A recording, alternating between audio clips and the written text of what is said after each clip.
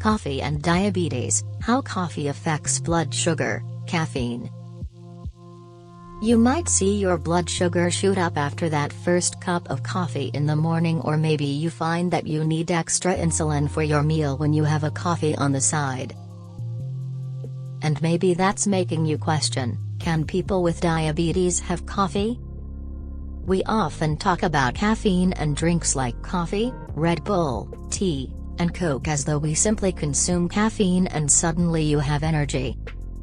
When you drink caffeine, it actually blocks R from binding to your cells, which enables your cell activity to stay high, giving you more energy and preventing you from falling asleep.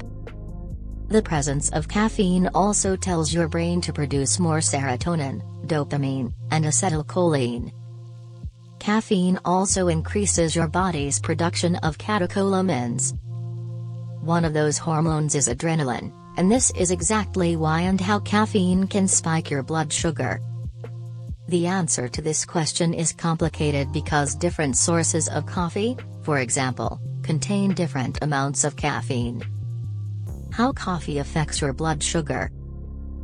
It helps your body endure intense stress, good or bad, like a competition, a roller coaster ride, or a car accident.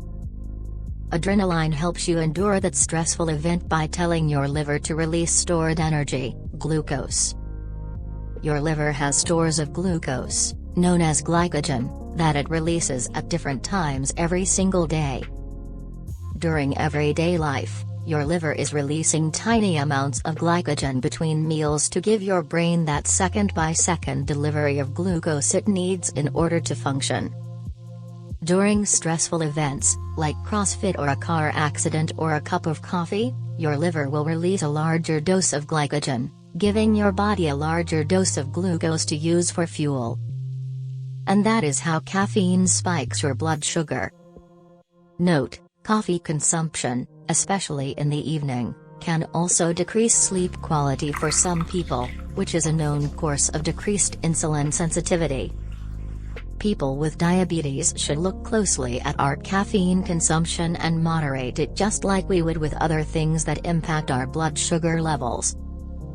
Just because black coffee and green tea contain 0 calories doesn't mean we should drink them without limits. Instead, caffeine should ideally be something we consume carefully and set personal limits around for the sake of our overall diabetes health. Managing your blood sugar around coffee and other caffeinated beverages. In general, you'd have to consume around 200 milligrams, about 2 cups, of caffeine to see a blood sugar impact. However, we are all different, and some of us may see a blood sugar impact from just a single cup of coffee, while others may be able to drink several cups without any blood sugar changes. Drinking caffeine at different times of day.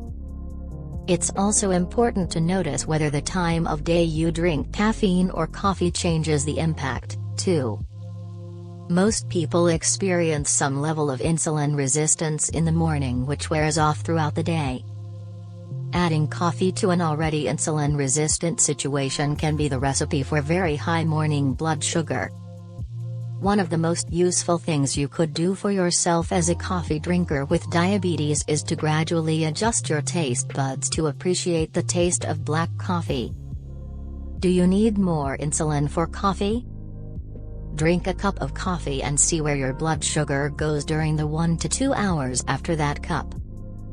If you'd like to remove this caffeine variable from your diabetes management, you could always switch to decaf coffee.